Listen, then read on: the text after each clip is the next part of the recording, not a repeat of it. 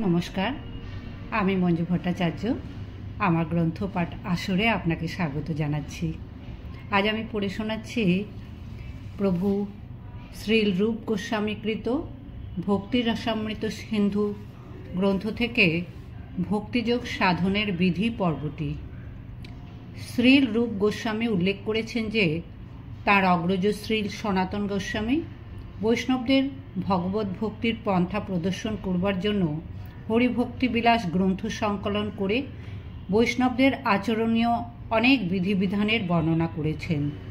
তাদের মধ্যে কতগুলি অত্যন্ত গুরুত্বপূর্ণ ও বৈশিষ্ট্যসূচক, এবং তিনি এখানে সেই অত্যন্ত গুরুত্বপূর্ণ বিষয়গুলির উল্লেখ করবেন যাতে আমরা লাভবান হতে পারি। শ্রী রূপ গোস্বামীর এই ভক্তির তাৎপর্য হচ্ছে যে তিনি বিশদীকরণ না করে মূল সিদ্ধান্তগুলি প্রতিপাদন করবেন। উদাহরণস্বরূপ বলা যায় যে একটি মুখ্য সিদ্ধান্ত হচ্ছে গুরুদেবের আশ্রয় গ্রহণ করতে হবে, কিন্তু ঠিক কিভাবে গুরুর আজ্ঞা পালন করা উচিত তা হচ্ছে সেই সিদ্ধান্তের বিশদ বিবরণ। যেমন কেউ তার গুরুদেবের আদেশ পালন করছেন, কিন্তু তার গুরু সেই আদেশ অন্য কোনো গুরুর আদেশের থেকে ভিন্ন হতে পারে। এগুলিকে বলা হয় বিশদ বিবরণ, কিন্তু মূল তত্ত্ব সদ্গুরুর আশ্রয় গ্রহণ করা সকলের পক্ষেই মঙ্গলজনক, যদিও তার বিশদ বিবরণ ভিন্ন হতে পারে। শ্রীল রূপ গোস্বামী এখানে সেই সমস্ত তথ্য বিশদভাবে বর্ণনা করতে চান না। তিনি কেবল আমাদের সামনে সিদ্ধান্তগুলি উপস্থাপিত করতে চান। মূল তত্ত্বকে তিনি নিম্নলিখিত অঙ্গে বিভক্ত করেছেন। 1. সদ্গুরুর চরণাশ্রয় গ্রহণ করা। 2. গুরুদেবের কাছে দীক্ষা গ্রহণ করে কিভাবে ভগবত ভক্তি অনুশীলন করতে হয় সেই সম্বন্ধে তার কাছ থেকে শিক্ষা লাভ করা। 3. শ্রদ্ধা ও ভক্তি সহকারে গুরুদেবের আদেশ পালন করা। 4. গুরুদেবের নির্দেশ অনুসারে আচার্যদের পদাঙ্ক অনুসরণ করা। 5. কিভাবে ভগবত ভক্তির পথে অগ্রসর হওয়া যায় সেই সম্বন্ধে ঐকান্তিকভাবে গুরুদেবের কাছে অনুসন্ধান করা। 6. পরমেশ্বর ভগবানের সন্তুষ্টি বিধানের জন্য যে কোনো জাগতিক বিষয় পরিত্যাগ করতে প্রস্তুত থাকা, অর্থাৎ আমরা যখন পরমেশ্বর ভগবান শ্রীকৃষ্ণের সেবায় যুক্ত হই তখন আমাদের যে কোনো প্রিয় বস্তু ত্যাগ করতে এবং কোনো অপ্রিয় নিয়ম অঙ্গীকার করতে প্রস্তুত থাকতে হয়। 7. দ্বারকা, বৃন্দাবন আদি ধামে বাস করা। 8. প্রাকৃত জগৎ থেকে কেবল যতটুকু আবশ্যক ততটুকু গ্রহণ করা। 9. একাদশী ব্রত পালন করা। 10. আমলকি, অশ্বত্থ আদি পবিত্র বৃক্ষের পূজা করা। উপরোক্ত এই 10টি অঙ্গ অনুশীলন না করলে সাধন ভক্তির মার্গে উন্নতি লাভ করা যায় না। শ্রী রূপ গোস্বামী 20টি অঙ্গের উল্লেখ করেছেন এবং তাদের প্রত্যেকটি অত্যন্ত গুরুত্বপূর্ণ। 20টির মধ্যে প্রথম 3টি অর্থাৎ সদ্গুরুর চরণাশ্রয় গ্রহণ করা, তাঁর কাছ থেকে দীক্ষাপ্রাপ্ত হওয়া এবং শ্রদ্ধা সম্ভ্রমের সঙ্গে তাঁর সেবা করা, এই 3টি সব চাইতে গুরুত্বপূর্ণ। তারপরের গুরুত্বপূর্ণ অঙ্গগুলি হচ্ছে বৈষ্ণব তিলকে অঙ্গভূষিত করা। তার উদ্দেশ্য হচ্ছে বৈষ্ণবের অঙ্গে তিলক চিহ্ন দেখে তৎক্ষণাৎ মানুষের হৃদয়ে কৃষ্ণ স্মৃতির উদয় হবে। শ্রী চৈতন্য মহাপ্রভু বলে গেছেন, বৈষ্ণব হচ্ছেন তিনি যাকে দেখা মাত্রই শ্রীকৃষ্ণের কথা মনে পড়ে। তাই মানুষকে শ্রীকৃষ্ণের কথা মনে করিয়ে দেওয়ার জন্য বৈষ্ণবের তিলক ধারণ করা কর্তব্য। 2. তিলক ধারণ করার সাথে সাথে শরীরে হরে কৃষ্ণ আদি নাম লেখা। 3. শ্রীকৃষ্ণ ও গুরুদেবের প্রসাদী ফুল ও মালা ধারণ করা। 4. ভগবানের শ্রী বিগ্রহের সামনে নৃত্য করা। 5. ভগবানের শ্রী বিগ্রহ বা শ্রী গুরুদেবকে দর্শন করা মাত্রই দণ্ডবৎ প্রণতি নিবেদন করা। 6. ভগবানের শ্রী মন্দিরে দণ্ডায়মান থাকা। 7. শোভাযাত্রা সহকারে যখন ভগবানের শ্রী বিগ্রহ পথ দিয়ে নিয়ে যাওয়া হয় তৎক্ষণাৎ সেই শোভাযাত্রায় যোগদান করা। এই বিষয়ে উল্লেখযোগ্য যে ভারতবর্ষে বিশেষ করে সেখানকার বিষ্ণু মন্দিরে মূল বিগ্রহ ছাড়াও একটি ছোট বিগ্রহ থাকে, যাকে বলা হয় বিজয় বিগ্রহ। এই বিজয় বিগ্রহকে শোভাযাত্রা সহকারে বাইরে নিয়ে যাওয়া হয়। কোনো কোনো মন্দিরে প্রচলিত প্রথা হচ্ছে প্রতিদিন সন্ধ্যাবেলায় অতি সুন্দরভাবে সজ্জিত সিংহাসনে বা পালকিতে করে ভগবানের শ্রী বিগ্রহকে শোভাযাত্রা সহকারে বাইরে নিয়ে যাওয়া হয়। শ্রী বিগ্রহের ওপর অপূর্ব সুন্দর ছত্র ধারণ করা হয় এবং সেই শোভাযাত্রায় নানা রকম বাদ্যযন্ত্র বাজানো হয়। শ্রী বিগ্রহকে যখন রাস্তা দিয়ে নিয়ে যাওয়া হয় তখন ভক্তরা তাদের বাড়ি থেকে বেরিয়ে এসে ভগবানকে নানা রকম ভোগ নিবেদন করেন এবং সকলেই সেই শোভাযাত্রায় ভগবানের অনুগামী হন। সেই দৃশ্য অতীব মনোরম। শ্রী বিগ্রহ যখন বেরিয়ে আসেন তখন মন্দিরের সেবকেরা ভগবানকে সেই দিনের কার্যকলাপের বিবরণ শোনান। তারা ভগবানকে বলেন যে কত টাকা সংগ্রহ করা হয়েছে এবং কত টাকা ব্যয় হয়েছে। তার ফলে সকলেই অনুভব করতে পারেন যে মন্দিরের মালিক হচ্ছেন ভগবান এবং মন্দিরের সমস্ত পূজারী ও কর্মচারী হচ্ছেন তাঁর সেবক। এই প্রথা অত্যন্ত প্রাচীন এবং আজও এই প্রথা প্রচলিত আছে। তাই এখানে নির্দেশ দেওয়া হয়েছে ভগবানের শ্রী বিগ্রহ যখন শোভাযাত্রায় বের হয় তখন সেই শোভাযাত্রায় তাঁর অনুগামী হওয়া উচিত। 8. প্রতিদিন সকালে ও সন্ধ্যায় অন্তত একবার অথবা দুবার ভগবানের শ্রী মন্দিরে যাওয়া ভক্তের কর্তব্য। বৃন্দাবনে ভগবানের ভক্তরা অত্যন্ত নিষ্ঠা সহকারে এই প্রথা অনুশীলন করেন। বৃন্দাবনের সমস্ত ভক্তরা প্রতিদিন সকালে ও সন্ধ্যায় বিভিন্ন মন্দিরে ভগবানকে দর্শন করতে যান। তাই সেই সময় শহরের সর্বত্র খুব ভিড় থাকে।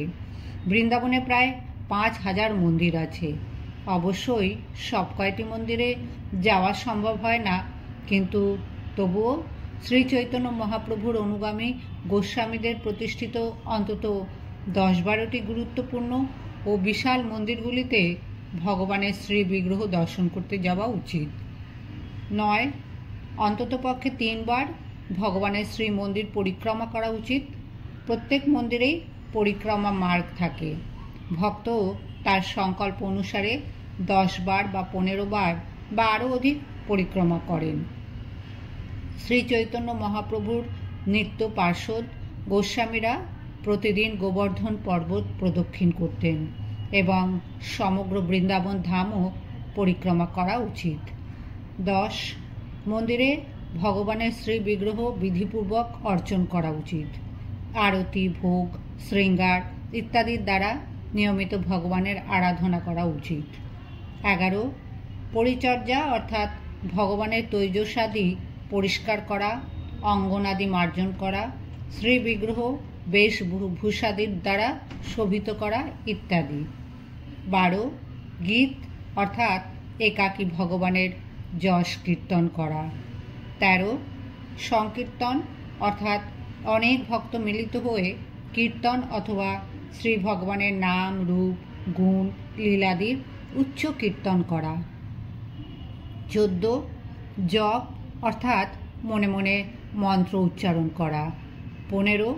বিজ্ঞপ্তি অর্থাৎ শ্রীহরির উদ্দেশ্যে বাক্য এবং মনের দ্বারা নিজ ভাব নিবেদন করা। 16. স্তব পাঠ করা। 17. ভগবানকে নিবেদিত প্রসাদ আস্বাদন করা। 18. পাদ্য অর্থাৎ ভগবানের পাদদক আস্বাদন করা। 19. ভগবানকে নিবেদিত ধূপ, মালা ইত্যাদির সুগন্ধ আঘ্রাণ করা। 20. ভগবানের শ্রীমূর্তি স্পর্শ করা। 21. ভক্ত ভরে ভগবানের শ্রীমূর্তি দর্শন করা। 22. নির্দিষ্ট সময় ভগবানের আরতি করা। 23. শ্রীমদ্ ভাগবত, ভগবদ্গীতা আদি শাস্ত্রগ্রন্থ থেকে শ্রীকৃষ্ণের নাম, রূপ, গুণ, লীলা ইত্যাদি শ্রবণ করা। 24. ভগবানের কৃপা ভিক্ষা করে তার কাছে প্রার্থনা করা। 25. স্মরণ অর্থাৎ শ্রীকৃষ্ণের নাম, রূপ, গুণ, লীলা ইত্যাদি স্মরণ করা। ধ্যান অর্থাৎ শ্রীকৃষ্ণের নাম, রূপ, লীলা ইত্যাদি সুষ্ঠুভাবে চিন্তা করা। দাস্য ভাবযুক্ত হয়ে স্বতঃস্ফূর্তভাবে ভগবানের সেবা করা।